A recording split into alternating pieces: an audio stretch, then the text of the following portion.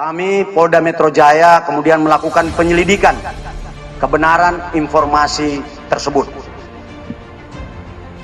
Ketika anggota Polda Metro Jaya mengikuti kendaraan yang diduga adalah pengikut MRS, kendaraan petugas dipepet. Ini adalah perjalanan keluarga biasa. Beliau mau melakukan pengajian keluarga saja, karena biasa pengajian subuh keluarga, ya.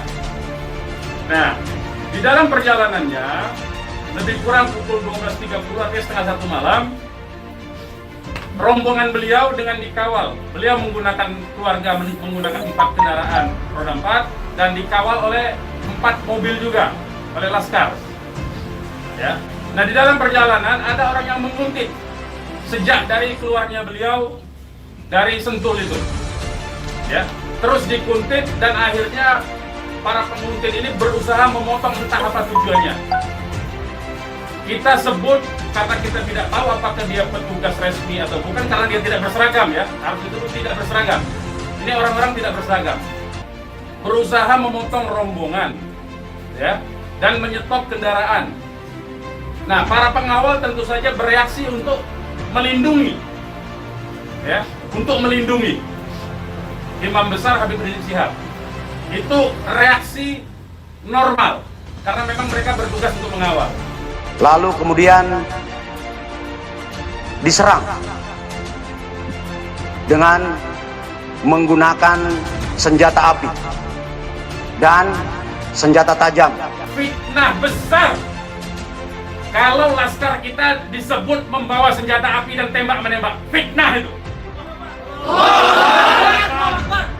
Anggota yang terancam keselamatan jiwanya karena diserang, kemudian melakukan tindakan tegas terukur, sehingga terhadap kelompok yang diduga pengikut MRS yang berjumlah 10 orang, meninggal dunia sebanyak 6 orang. Saya ulangi, terhadap kelompok MRS yang melakukan penyerangan terhadap anggota dilakukan tindakan tegas dan meninggal dunia sebanyak 6 orang. Untuk kerugian yang dialami oleh petugas adalah sebuah kendaraan yang rusak karena dipepet, serta terkena tembakan dari kelompok yang melakukan penyerangan. Laskar kami tidak pernah dibekali dengan senjata api. Kami terbiasa tangan kosong. Kami bukan pengecut. Jadi fitnah, dan ini fitnah luar biasa, pemutarbalikan fakta dengan menyebutkan bahwa laskar yang lebih dahulu menyerang dan melakukan penembakan. Atau rakitan, Pak? Asli. Ini sudah ada 3 yang ditembakkan. Kalau betul itu coba dicek senjata apinya, nomor register senjata apinya, pelurunya itu semua tercatat. Cek saja, silakan dicek.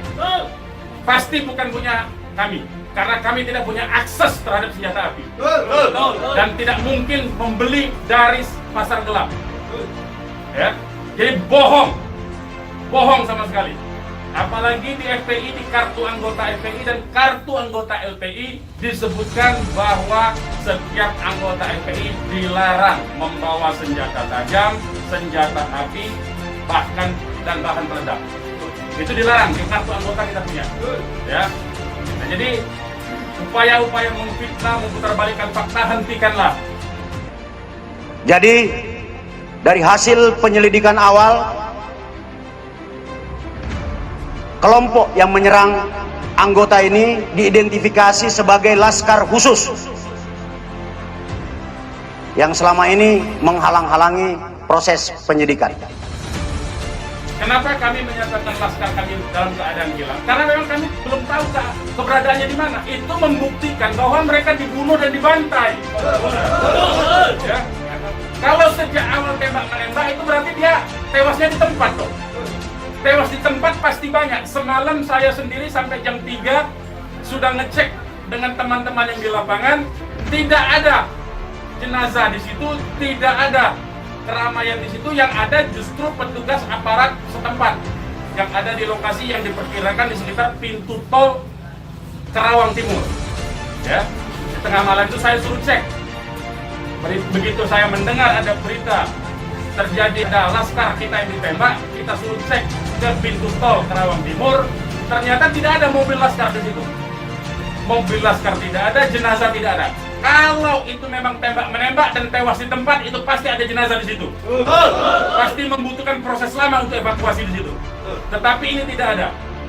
Dan bahkan saudara-saudara perlu ketahui, teman-teman media, sempat salah satu laskar mengirimkan voice note rintihan dari salah satu laskar kita yang ditembak. Itu artinya apa?